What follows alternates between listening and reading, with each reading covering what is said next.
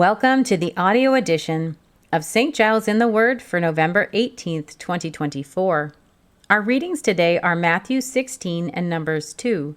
We are reading from the New International Version. We begin in Matthew 16.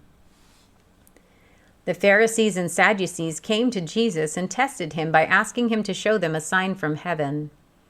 He replied, "When evening comes, you say, 'It will be fair weather, for the sky is red,' and in the morning, 'Today it will be stormy, for the sky is red and overcast.'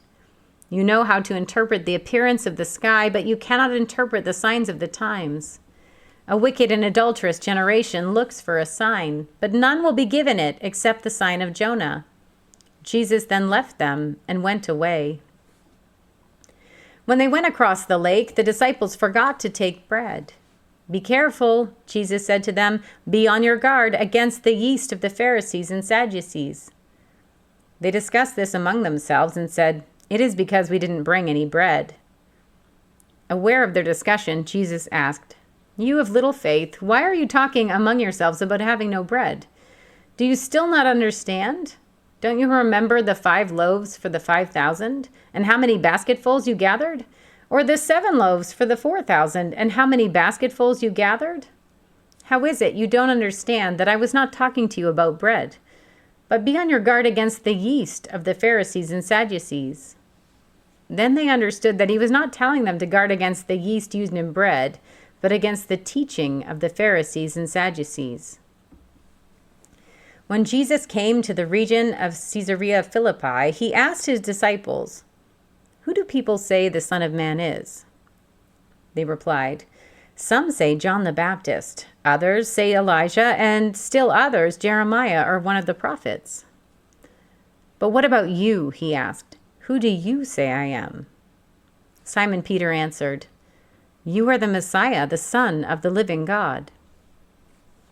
Jesus replied, "Blessed are you, Simon, son of Jonah, for this was not revealed to you by flesh and blood, but by my Father in heaven. And I tell you that you are Peter, and on this rock I will build my church, and the gates of Hades will not overcome it. I will give you the keys of the kingdom of heaven. Whatever you bind on earth will be bound in heaven, and whatever you loose on earth will be loosed in heaven." Then he ordered his disciples not to tell anyone that he was the Messiah. From that time on, Jesus began to explain to his disciples that he must go to Jerusalem and suffer many things at the hands of the elders, the chief priests, and the teachers of the law, and that he must be killed and on the 3rd day be raised to life. Peter took him aside and began to rebuke him. "Never, Lord," he said, "this shall never happen to you." Jesus turned and said to Peter, "Get behind me, Satan. You are a stumbling block to me. You do not have in mind the concerns of God, but merely human concerns." Then Jesus said to his disciples, "Whoever wants to be my disciple must deny themselves and take up their cross and follow me. For whoever wants to save their life will lose it, but whoever loses their life for me will find it. What good will it be for someone to gain the whole world, yet forfeit their soul? Or what can anyone give in exchange for their soul? For the Son of Man is going to come in his Father's glory with his angels, and then he will reward each person according to what they have done. Truly I tell you, some who are standing here will not taste death before they see the Son of Man coming in his kingdom." We turn now to Numbers 2. The Lord said to Moses and Aaron, "The Israelites are to camp around the tent of meeting some distance from it, each of them under their standard and holding the banners of their family. On the east, toward the sunrise, the divisions of the camp of Judah are to encamp under their standard. The leader of the people of Judah is Nahshon, son of Amminadab. His division numbers 74,600. The tribe of Issachar will camp next to them. The leader of the people of Issachar is Nathaniel, son of Zuar. His division numbers 54,400. The tribe of Zebulun will be next. The leader of the people of Zebulun is Eliab, son of Helon. His division numbers 57,400. All the men assigned to the camp of Judah according to their divisions number 186,400. They will be set out first. On the south will be the divisions of the camp of Reuben under their standard. The leader of the people of Reuben is Elizur, son of Shadur. His division numbers 46,500. The tribe of Simeon will camp next to them. The leader of the people of Simeon is Shelumiel, son of Zurishaddai. His division numbers 59,300. The tribe of Gad will be next.